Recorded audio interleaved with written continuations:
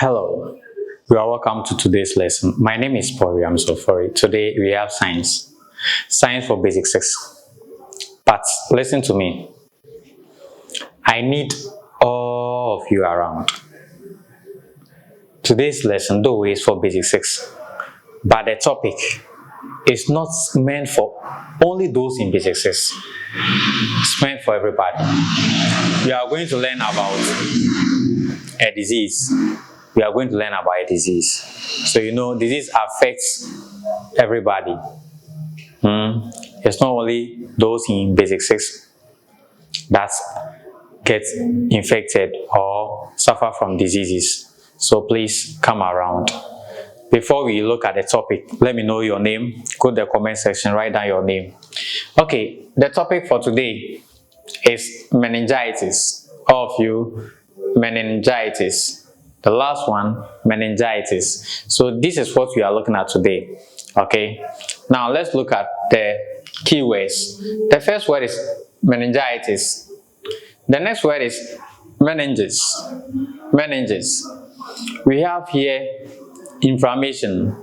We have this brain. We have this spinal cord. So these are the keywords that we are going to see in today's lesson. Okay, let's move on. You understand them. Okay, now meningitis is a disease that affects the brain and the spinal cord. So the topic that we are looking at is meningitis, and it's a disease. It doesn't affect our legs, it doesn't affect our fingers, it doesn't affect our skin, it doesn't affect our nose, it doesn't affect our stomach, it doesn't affect any part of the body apart from or except spinal cord and the brain. So you see, this topic is very important. If you have this disease, your brain, the brain that controls the entire body. So that is what I'm saying. You need to be part, whether you are basic 6 or you are not in basic 6. Okay, so we are looking at meningitis, and we are saying that it's a disease, and this disease affects the brain and the spinal cord.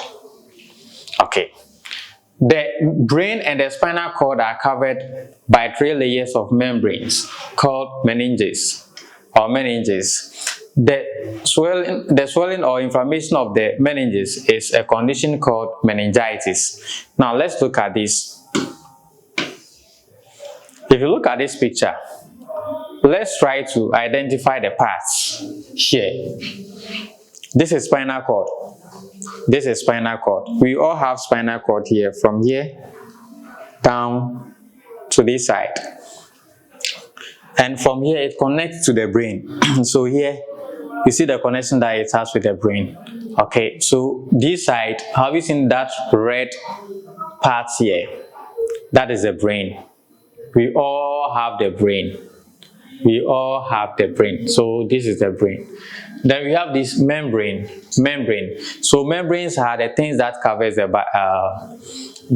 brain. So membrane here, have you seen 1, 2, 3? These 3 things, have you seen them? We call them membrane, and they cover the brain. They cover the brain. So the membrane covers what? The brain. The name of the membrane is called meninges. Meninges. So these are the meninges. The meninges is a membrane, or the meninges are membranes that covers the brain. Okay, and meningitis, when the membrane or the meninges, they become inflamed or they swell up, they increase in size, we say the person is suffering from meningitis. So it's a disease. It's a what? A disease. And this disease happens when the meninges, the 3 layers that covers the brain and the spinal cord, these 3 layers, when they inflame or they swell up. So meningitis is all about disease that affect the brain, and it happens when the thing that covers the brain, that is the meninges, become inflamed, or they what? Swell up. Okay, so this is how meningitis looks like. So if these three things, the three membranes, which is also called the meninges, if they are not inflamed, it means you are not suffering from meningitis. But the moment they start swelling up or they become inflamed, you experience what? This disease, and the disease is called meningitis. Okay, now let's look at the causes of meningitis. Meningitis is caused by viruses, bacteria, or fungi. So these are the things that can cause meningitis. It can cause meningitis because it can make the meninges, it can inflame the meninges, it can swell up the meninges, and when the meninges swell up or inflame, we say you have what? Meningitis. Okay. There are non-infectious causes such as drugs, allergies, injury, and autoimmune diseases. So apart from bacteria, virus, and fungi that can cause the meninges to swell up or to become inflamed, there are other things too that can cause the inflammation of the meninges or the three layers. Okay, and we are saying that those who like taking drugs, if you like taking drugs, it can cause meningitis. Those who are also allergic, they have strong dislike for certain kind of things, can also suffer from meningitis. We have injury. So let's say you sustain injury in your head and it affects that part, you also have what? Meningitis. And we have autoimmune diseases. Sometimes our body fights against itself. So those diseases too can also affect the meninges, can cause the meninges to become big or inflamed. And in that case, we say the person is suffering from what? Meningitis. Okay? Now let's look at symptoms of meningitis. If I have meningitis, or if you have meningitis, what will show that you have it or I have it? Now, the first thing is that fever, headache, and stiff neck. Yes, so the person will go through all these: fever, headache, and stiff neck. Sometimes you can't even turn your neck. So those people, or people who are going through meningitis, these are one of the signs or symptoms. Number two, sensitivity to bright light. These people, they are very sensitive to bright light. The next one is seizure. We have sleepiness. We have vomiting and nausea. 6, decreased appetite. 7, altered mental state or difficulty in concentrating. And then we have 8, lethargy. So these are the things that happens to people, or these are the things that we can see on people going through the disease called meningitis. So if you are going through this disease, you should know that you don't even like bright lights. 2, those who have this disease, mostly it happens when they go to public places. They will fall and you see foams thing coming out of their mouth. It's not good. So let's try and do the things that we can to get ourselves prevented. And then sleepiness. These people, they like sleeping.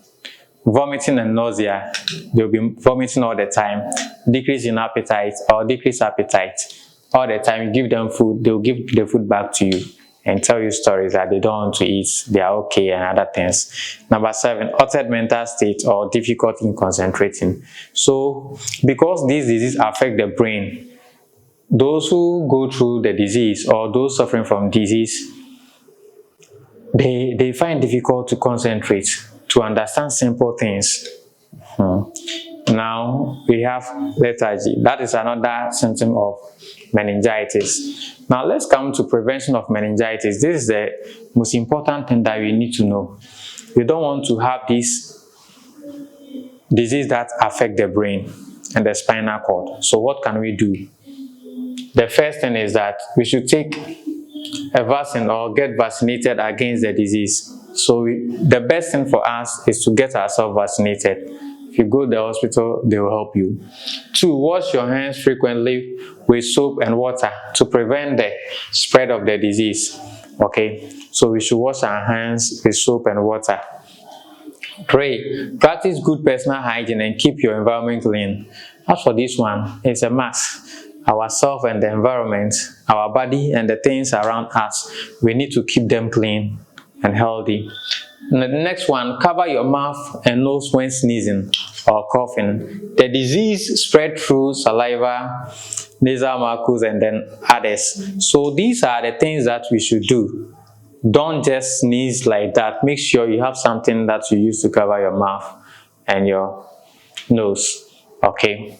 Number 5, boost your immune system by eating a healthy diet and exercising regularly. So those who don't like eating good food, balanced diet, one way, every day banku, from morning, you need to eat balanced diet, and you need to eat food, different kinds of food.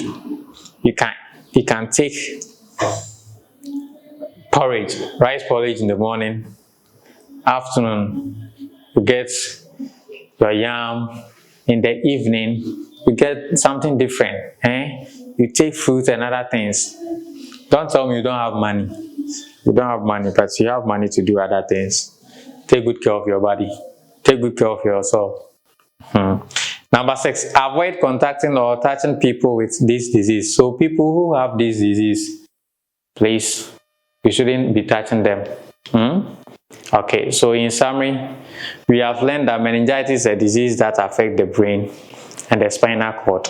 It can spread from one person to another person through respiratory or throat droplets from an infected person.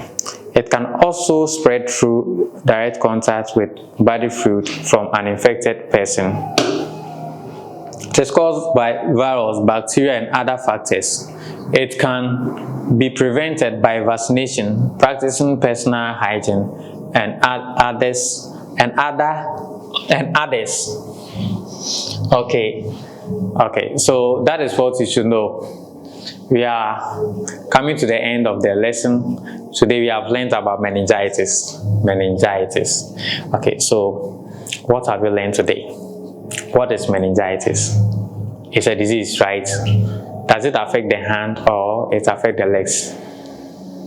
It doesn't affect the hand, it doesn't affect the legs. Okay, so does it affect the throat or it affect the chest? It doesn't affect the throat, it doesn't affect the chest, it affects the brain. So when the meninges is the membrane that covers the brain and the spinal cord. When the meninges become inflamed, we say you have meningitis. And this can happen this can be caused by virus, it can be caused by bacteria, it can be caused by fungi. And there are other reasons or other causes of meningitis. You can get injury and it will affect your brain, your meninges. Those who are allergic to certain things, drugs and other things, they are all part of the causes of meningitis. We have seen what we can do to prevent it. Practicing good personal hygiene is one of the things. Getting vaccinated is another thing that we should do. And also, whenever we are breathing or we are coughing or sneezing, we should make sure we don't get closer to people, sneeze on people, cough on people. If you do that, you will spread the disease. If you have it, you will spread it. And other things that we can do to get ourselves prevented. We have also seen symptoms of meningitis. So these are the things that we have learned today. If nothing at all, you should know that meningitis is a disease and it affects the brain and the spinal cord, right? And we have seen the causes, symptoms, and then prevention. That is all that we have learned today. Take your time, watch the video, read the text, ask questions. Your teachers, your parents, they are there. Me, I trust them. Your teachers, they are very good. Go to them and ask them questions. If there is something that you don't understand, go to them. Your parents are also there, very good. Your parents, they were our classmates. We all sat in the same classroom. We learned the same book. So they are also good. Go to them, they will help you. Okay, so this is Kokomoti series. We have science textbook. We have Asante Tree textbook. We have a Kriapim Tree textbook. In fact, our books are good, especially with the science. The science comes with video lesson, so you don't just buy the textbook, but you also have access to video lesson. The video lesson explains the topic for you to understand. So even in the absence of your teacher, in the absence of your parents, in the absence of people who support you or help you explain things, the video lesson is there to do that job for you. That is why you need to choose Kokomoti. Okay, so our videos are on YouTube, TikTok, and Facebook. You can go there and watch. My name is Paul Sofori. Thanks so much for your time. Bye-bye.